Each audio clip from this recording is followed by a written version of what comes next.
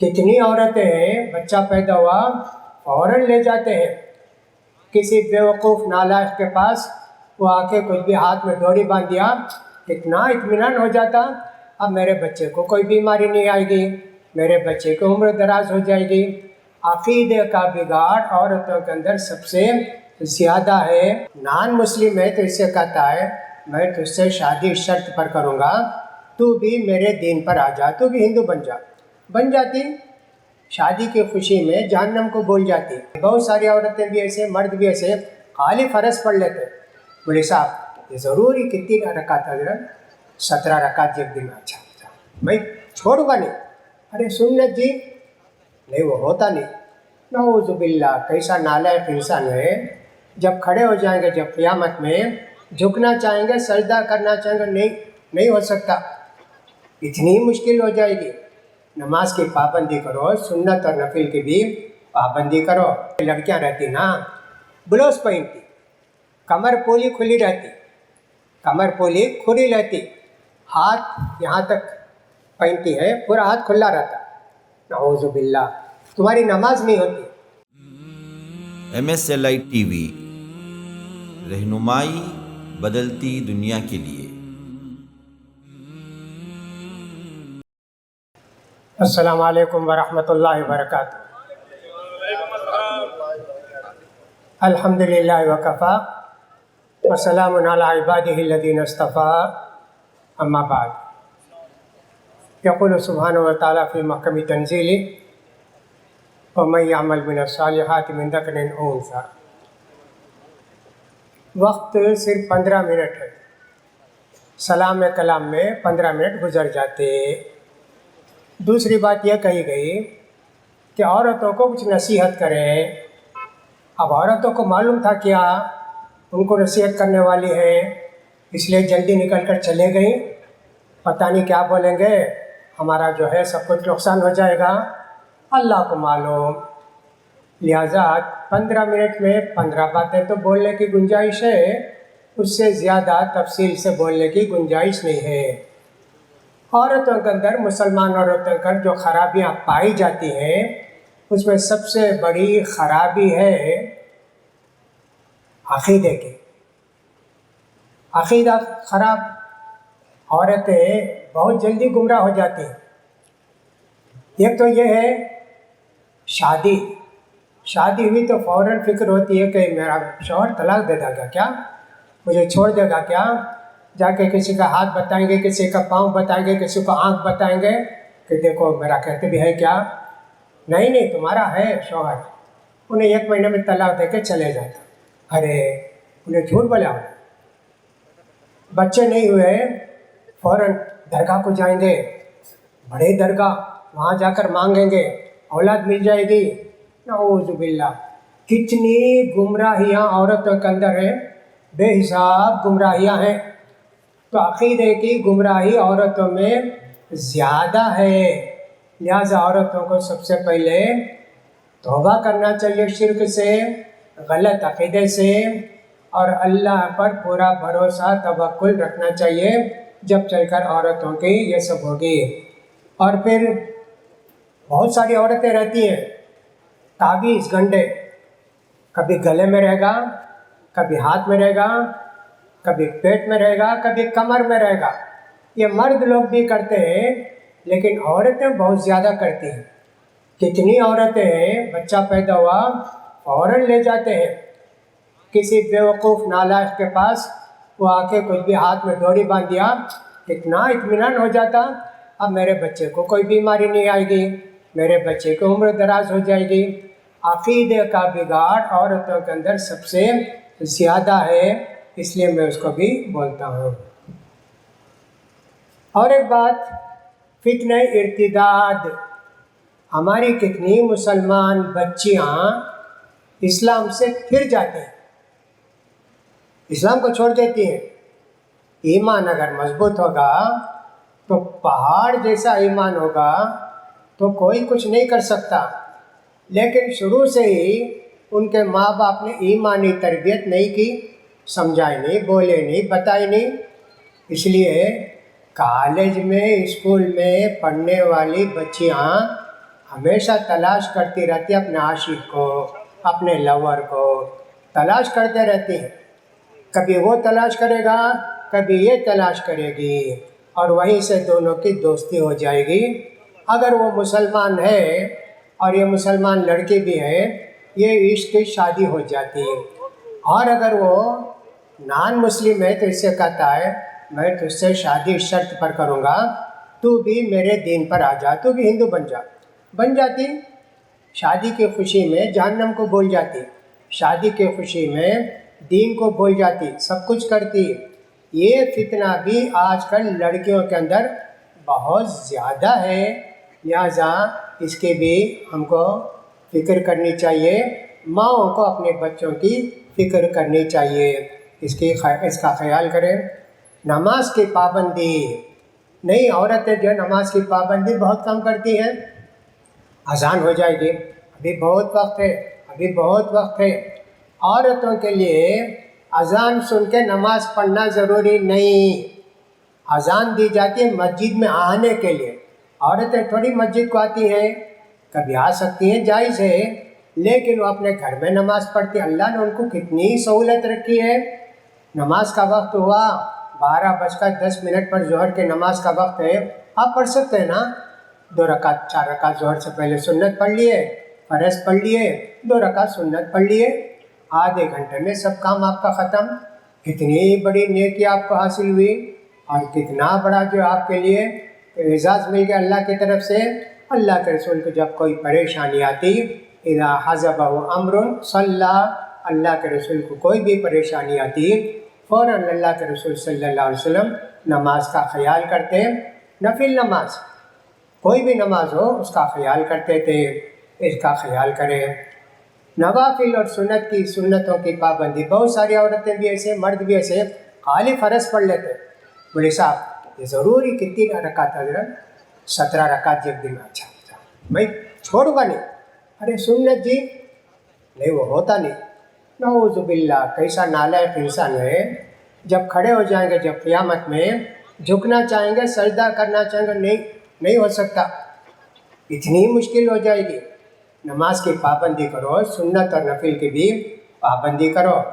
اسی طرح اس کا بھی خیال کریں. زبان کی حفاظت. عورتوں میں غیبت کی، برائی کرنے کی بہت زیادہ عادت ہوتی ہے، لہٰذا عورتوں کو اپنی غیبت، اپنی چغلخوری سے باز آ جانا چاہیے. کسی کی برائی نہیں کرنی چاہیے، پیٹھ پیچھے غیبت نہیں کرنی چاہیے. اللہ کے رسول صلی اللہ علیہ وسلم نے اس کے متعلق بہت تاکید کی ہے کہ صاحب اس کی زبان کو ایسے کر دیا جائے گا. غیبت اور چغلی نہ کریں. جھوٹی خبریں پھیلانا.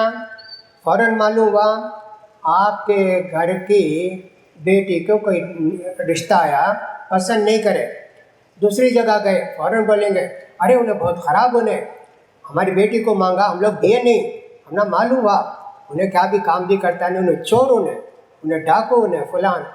فوراً بولیں گے اس لیے کہ تمہاری بیٹی کا رشتہ ہوا نہیں نا. اب اس لڑکے کے تعلق سے یہ کہیں گے. ویسی لڑکی کے تعلق سے بھی بولیں گے ارے اس مت کرو جی، ہمارے گھر میں لڑکی ہے، آ کر دیکھو، اس سے شادی کرو، زندگی سکون اطمینان کی گزرے گی. یہ سب عورتیں کی بہت زیادہ غفلتیں ہیں. عفت اور پاک دامنی، یہ بھی ایک چیز ہے. نبی کریم صلی اللہ علیہ وسلم کی اتنی بیویاں تھیں، کتنی پاک دامن تھیں. مریم علیہ السلام کے تعلق سے بھی اللہ نے کہا مریم جس نے اپنی عزت کی حفاظت کی. خاص کر مریم علیہ السلام کو اللہ نے قرآن میں ذکر کیا، تو پاک دامانی کا بھی ہم کو خیال کرنا چاہیے. نظروں کی حفاظت. قل للمؤمنین یغضوا من ابصارہم ویحفظوا فروجہم. مومن سے کہو نگاہیں نیچی رکھیں. نگاہیں نیچی نہیں رہتی، صرف چہرے پر رہتی. کون جاتی ہے، کہاں جاتی ہے، کیسے جاتی ہے پتہ نہیں جی. چرچوں کے اندر ایسے ہوتا ہے. اتوار کا دن ہوتا ہے، بہت سارے لڑکے آ کر چرچ کے باہر آ جاتے ہیں. ان کا تو بے حیائی کے کوئی معنی ہی نہیں. جتنی ننگی رہتی ہے اتنی خوبصورت لیکن ان کے پاس. ایسا نہیں ہونا چاہیے. مومن عورتوں کو چاہیے، مومن مردوں کو چاہیے اپنی نگاہیں نیچی رکھے. اور اپنے شرمگاہ کی حفاظت کریں. اب نگاہیں نیچی رکھیں، شرمگاہ کی حفاظت کریں. اس کے اندر کوئی خاص بات ہے کیا؟ بہت ساری باتیں ہیں. اس کے اندر یہ بھی ہے لباس کا خیال کرنا چاہیے عورتوں کو، خاص کر اس کو حجاب بھی کہتے ہیں اور لباس بھی ہے. حجاب کا مطلب ہے چہرہ ڈھانک کے رکھنا. آنکھیں کھلی رہیں گی، چہرہ ڈھانک کے رکھیں گے، نقاب ڈالیں گی، ایسا رہے گی. اسی طرح سینے کا ابھار ہے اس کو بھی چھپا کے رکھیں گی.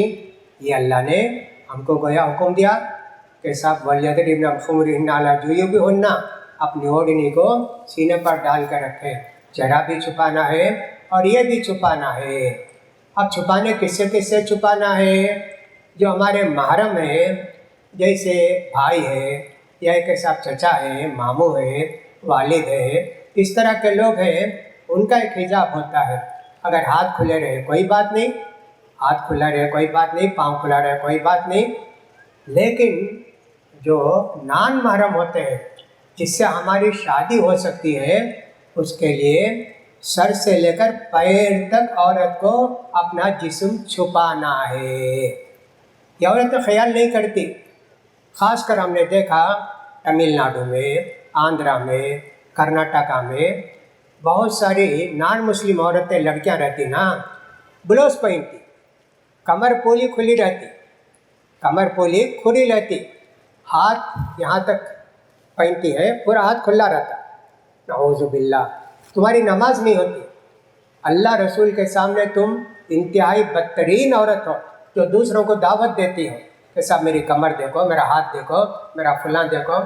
یہ یہاں ہم نے دیکھا جے پور کے اندر میں، راجستھان میں دیکھا، جب تک وہ ذرا بچے جن کے بوڑھی نہیں ہوتی ہے سب چھپا کے رکھتی ہے. جب وہ ذرا بوڑھی ہو جاتی ہے اتنا تنگ بلوز پہنتی ہے کہ اس کی چھاتی آدھے نیچے آدھے اوپر رہتی ہے، اسی کو ٹائٹ کر کے. نعوذ باللہ. یہ غیر مسلم عورت ہے. ہمارے ہاں کرناٹکا میں، تمل ناڈو میں، آندھرا میں مسلمان عورتوں کو دیکھا میں نے کہ صاحب ہاتھ بھی کھلا ہے، بلوز پہنتی ہے. بلوز ہے کہ جہنم کا لباس ہے، اللہ بہتر جانتا ہے جی. وہ تو جہنم کا لباس ہے جو تم پہنتی ہو، کمر کھلی رکھتی ہو، وہ بھی جہنم میں جائے گی. تمہاری نماز بھی نہیں ہوتی. نماز کے لیے پورا بدن ڈھانکنا ضروری ہے. اللہ کے رسول سے پوچھا گیا، اللہ کے رسول نماز کی حالت میں ہم ایک اوڑھنی اور میکسی جس کو کہتے ہیں ویسا پہن کر نماز پڑھ سکتے کیا؟ اللہ کے رسول نے کہا ہاں جی پڑھ سکتے، لیکن اس کے پیر کا اوپر کا حصہ بھی چھپ کر رہنا. اللہ کے سامنے پردہ، پھر اس کے بعد ماں باپ، چچا، ماموں کے سامنے ایک پردہ، اور دوسرے عام لوگوں کے سامنے پردہ. 3 پردے شریعت کے اندر بتائے گئے ہیں.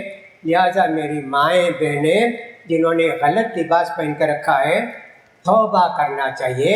ابھی گھر میں جا کے قینچی سے کاٹ کے اس کو آگ میں ڈال دینا چاہیے. پوچھتے ارے میں سلا ڈالی نا، یہ پھٹ کے بعد دوسرا سلاتی ہوں، تب تک زندہ رہیں گے، جہنم کو نہیں جائیں گے.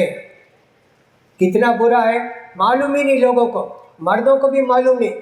میری بیوی ایسا پہنتی، بلوز پہنتی، کون بھی بولے نہیں نا آج تک، کون سا مولوی صاحب بھی بولے نہیں. سب بولتے، سنتے نہیں. کان رہے تو سنتے، لیکن کان نہیں تو کہاں سے سنتے؟ نہیں سنتے. بہت ہی بڑی خرابی عورتوں کے اندر یہ بات ہے. مجھ سے کہا گیا کہ صرف عورتوں سے متعلق اور کچھ باتیں آپ کہیے، اس لیے میں کہتا ہوں تنہائی کی صحبت سے بچیں. کبھی کبھی ایسا ہوتا ہے، ہاں میرے ماموں کا بیٹا ہونا، میرے چچا کا بیٹا ہونا، میری خالہ کا بیٹا ہونا، میں اس کے ساتھ سفر کرتا ہوں. ارے سب سے بڑی خرابی انہی میں ہے. اللہ کے رسول صلی اللہ علیہ وسلم سے پوچھا گیا، اللہ کے رسول یہ جو ہے کیا کہتے ہیں اس کو، جیٹ اور فلاں، کہا رہے وہ تو موت ہے جی، وہ تو زبردست خطرہ ہے.